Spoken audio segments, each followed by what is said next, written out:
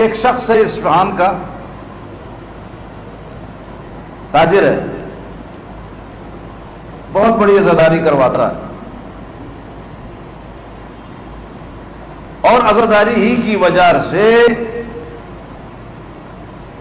ایام محرم میں کربلا امام حسین کی زیارت کے لیے نہیں جا سکتا،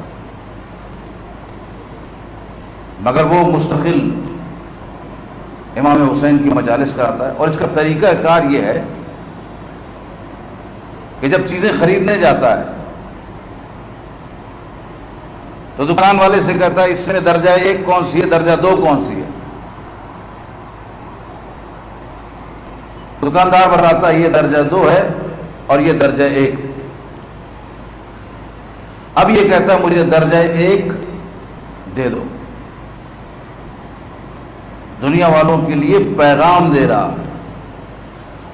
کہ امام حسین کی عزاداری میں جب بھی کوئی خرچ کرے تو اعلیٰ قسم کی چیزیں خرچ کیا کرو، محفوظ ہو رہی ہے۔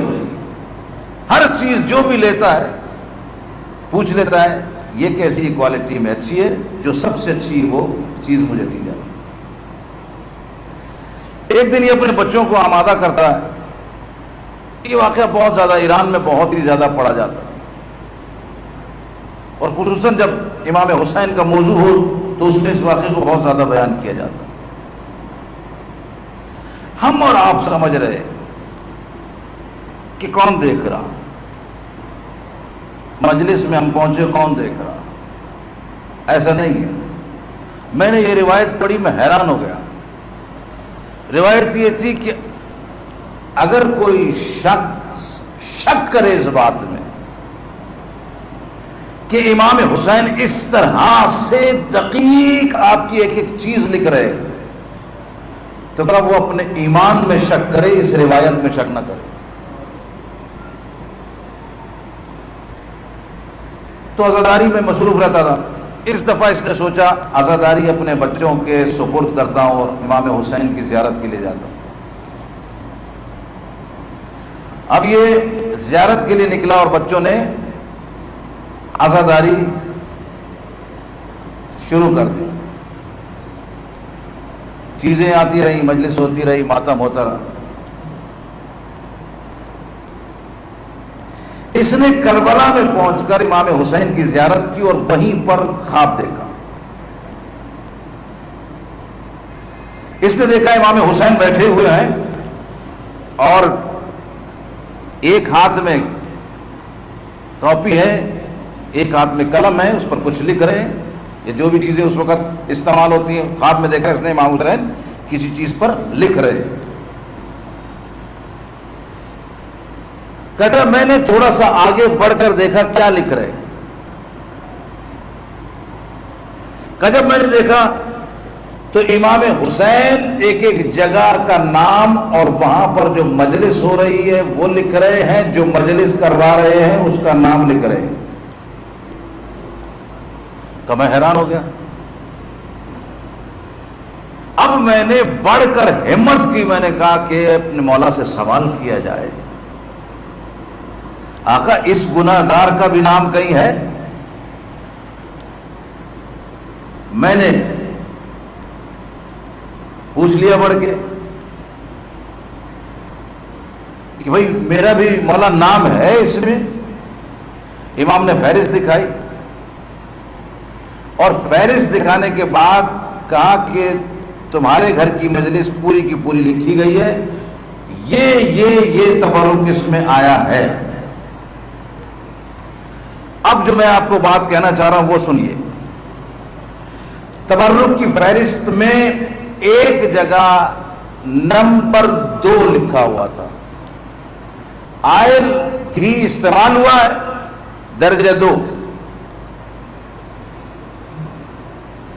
اور ایک لکھا تھا باورچی نے اپنے حصے کی ماچس کی ایک تیلی استعمال کی ہے،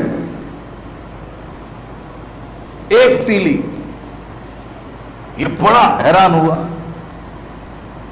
یہ ماجرا کیا؟ اس کی آنکھ کھل گئی، زیارت کر چکا تھا یہ، واپس اپنے علاقے میں پہنچتا، اپنے گھر میں آ کر بچوں سے پوچھتا بیٹا آزاداری صحیح کی؟ بولا جی بابا بالکل صحیح کی۔ کہیں کوئی کمی تو نہیں چھوڑی؟ نہیں بابا کہیں کوئی کمی نہیں چھوڑی۔ کہا پھر بھی سوچ لو۔ بچوں سے کہا پھر بھی سوچ لو کہیں کوئی کمی رہ گئی ہو۔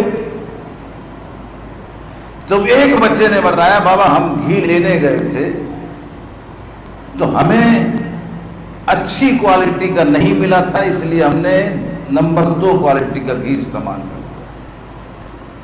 اب اسے یاد آ گیا کہ امام حسین نے وہاں پر لکھا ہو۔ کہ بیٹا اور تو بابا کچھ نہیں، اور کچھ نہیں، باقی سب ہم نے پورا کیا۔ فوراً بچوں کو چھوڑ کر باورچی کے پاس آیا۔ باورچی سے کہا تو نے اس دفعہ کچھ خاص کام کیا کہ نہیں جیسے کرتا ہوں نارمل کام کیا؟ نہیں امام حسین کے لیے کوئی خاص کام انجام دیا؟ کہیں میں نے کوئی خاص کام تو انجام نہیں دیا۔ کبھی بھی سوچ، کہیں کوئی خاص کام تو میں نے انجام نہیں دیا، ہاں ماچس نہیں مل رہی تھی تو میں نے اپنی جیب سے ماچس نکال کے ایک تیلی جلائی۔ یہ حسینیت ہے، یہ آپ کے جزا، ایک ایک قدم کی جزا کا نام ہے۔ وہ جس کا تذکرہ آپ سننے آئے ہیں، جس کے تذکرے کے لیے آپ بیٹھے ہیں، جس کے تذکرے کے لیے آپ نے سارے کام چھوڑ دیا ہے، جب آپ اتنا کر سکتے ہیں تو جس کا تذکرہ ہے وہ کیوں اتنا نہیں کر سکتا ہے؟ سلام پڑھیے محمد والے محمد۔